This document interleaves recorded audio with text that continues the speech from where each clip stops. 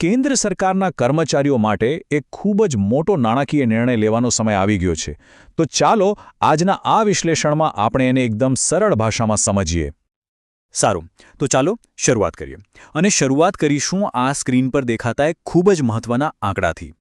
જી હા, આ આંકડો છે 30 અને આ છે સપ્ટેમ્બર મહિનાની એ તારીખ, જે હવે બસ નજીક જ આવી રહી છે.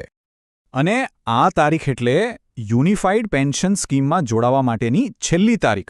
એટલે કે જે પણ લાયક કર્મચારીઓ છે એમના માટે નેશનલ પેન્શન સિસ્ટમ, જેને આપણે એનપીએસ કહીએ છીએ, તેમાંથી યુનિફાઈડ પેન્શન સ્કીમ એટલે કે યુપીએસમાં જવાનો આ છેલ્લો મોકો છે. તો સવાલ એ છે કે આખરે આ નિર્ણય કોણે લેવાનો છે? કોના માટે આ ડેડલાઇન આટલી મહત્વની છે?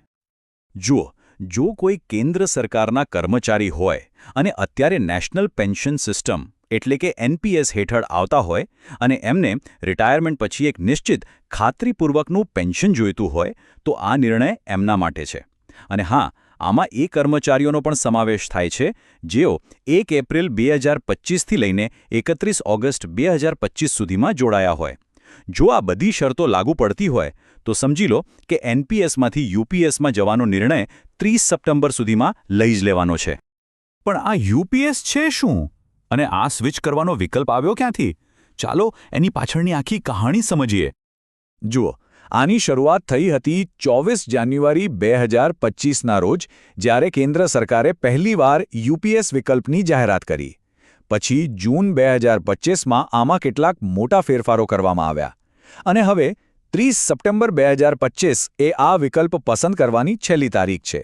એટલે સરકારે વર્ષની શરૂઆતમાં વિકલ્પ આપ્યો અને પછી તેમાં સુધારા કર્યા છે.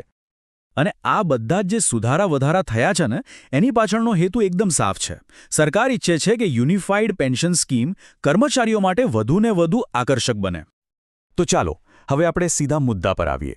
એ કયા 8 મોટા ફેરફારો છે જેના કારણે આ યુપીએસ સ્કીમ હવે પહેલા કરતાં ઘણી અલગ અને કદાચ વધુ સારી બની ગઈ છે? સારું, તો આ 8 ફેરફારોને આપણે સરળતાથી સમજવા માટે 3 ભાગમાં વહેંચી શકીએ. અને એમાંનો પહેલો વિષય છે નવી સુગમતા અને સુરક્ષા, એટલે કે ફ્લેક્સિબિલિટી અને સિક્યોરિટી. હવે જુઓ, જ્યારે પણ કોઈ લાંબા ગાળાનો નાણાકીય નિર્ણય લેવાય ત્યારે એક ડર તો મનમાં રહે જ છે કે જો નિર્ણય ખોટો પડ્યો તો શું? જો પાછળથી પસ્તાવો થયો તો? અને લાગે છે કે સરકારે આ ચિંતા બરાબર સમજી છે. એટલે જ હવે આ સ્કીમમાં એક પ્રકારનું સેફ્ટી નેટ ઉમેરવામાં આવ્યું છે. એનો મતલબ એ છે કે જો કોઈ યુપીએસમાં આવી જાય અને પછી એમને લાગે કે આ નિર્ણય બરાબર નથી, તો સર્વિસ દરમિયાન એક વખત એનપીએસમાં પાછા જવાનો વિકલ્પ મળશે. આ એક બહુ મોટી વાત છે. અને વાત અહીં જ નથી અટકતી. સુરક્ષાને હજી વધુ મજબૂત કરવામાં આવી છે. માની લો કે નોકરી દરમિયાન કોઈ કર્મચારીનું મૃત્યુ થાય અથવા કોઈ અપંગતા આવે તો એમના પરિવારને જૂના પેન્શન નિયમો હેઠળ લાભ મેળવવાનો વિકલ્પ મળશે. અને બીજી એક મહત્વની વાત, રિટાયરમેન્ટ વખતે જો કોઈ ખાતાકીય કે કોર્ટ કચેરીની કાર્યવાહી ચાલતી હોય તો પણ યુપીએસના લાભો રોકવામાં નહીં આવે, એ મળતા રહેશે. તો ઠીક છે, સુરક્ષાની વાત તો થઈ ગઈ, પણ આખરે તો વાત પૈસાની પણ છે, બરાબર ને? તો ચાલો હવે બીજા વિષય પર આવીએ, અને એ છે આ સ્કીમમાં મળતા નવા અને સુધારેલા નાણાકીય લાભો. અને સાંભળો, અહીં તો ફાયદાઓની આખી લાઈન છે. પહેલી વાત, હવે આ સ્કીમમાં રિટાયરમેન્ટ ગ્રેચ્યુટી અને ડેથ ગ્રેચ્યુટીનો પણ સમાવેશ કરી લેવાયો છે. બીજું, નવા ઇન્કમ ટેક્સના ફાયદા પણ જાહેર થયા છે. અને સૌથી મોટી વાત, રિટાયરમેન્ટ પર જે એકસાથે મોટી રકમ મળે છે એ હવે સંપૂર્ણપણે ટેક્સ ફ્રી હશે.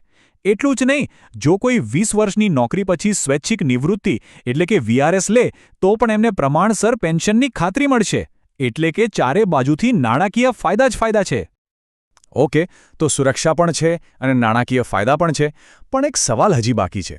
જો નોકરી દરમિયાન કોઈનું ટ્રાન્સફર થાય, કેન્દ્ર સરકારમાંથી કોઈ બીજી સંસ્થામાં જવાનું થાય તો? તો આપણો ત્રીજો અને છેલ્લો વિષય બસ આ જ ચિંતાને દૂર કરવા માટે છે. આ માટે એક ખાસ નિયમ બનાવવામાં આવ્યો છે જેને કહેવાય છે ઓન એબ્ઝોર્પ્શન. હવે આનો સરળ મતલબ એ છે કે જો કોઈ કર્મચારી પોતાની નોકરી દરમિયાન કેન્દ્ર સરકારમાંથી કોઈ પીએસયુ એટલે કે જાહેર ક્ષેત્રના ઉપક્રમમાં અથવા કોઈ સ્વાયત્ત સંસ્થામાં જાય તો પણ એમના યુપીએસના જે લાભો છે એ સુરક્ષિત રહેશે. એમાં કોઈ કાપ નહીં મુકાય. આ એક ખરેખર બહુ મોટી રાહતની વાત છે. તો આ હતા એ 8 મોટા ફેરફારો. હવે જ્યારે આ બધી માહિતી આપણી સામે છે તો સવાલ એ થાય કે નિર્ણય કેવી રીતે લેવો. ચાલો હવે આપણે આ ચર્ચાના અંતિમ અને સૌથી મહત્વના તબક્કા પર જઈએ. આટલી બધી માહિતી પછી થોડી ગૂંચવણ થાય એ સ્વાભાવિક છે. તો ચાલો આપણે એ જોઈએ કે ફાઇનલ નિર્ણય લેતા પહેલા કઈ કઈ મુખ્ય બાબતોને મગજમાં રાખવી જોઈએ. સારું, તો સૌથી પહેલી અને અગત્યની વાત, 30 સપ્ટેમ્બરની ડેડલાઇન ભૂલવાની નથી, એ ફાઇનલ છે. બીજું, એ યાદ રાખવું કે યુપીએસ હવે પહેલાં કરતાં વધુ સુરક્ષિત છે, ખાસ કરીને એનપીએસમાં પાછા જવાનો વિકલ્પ મળવાથી.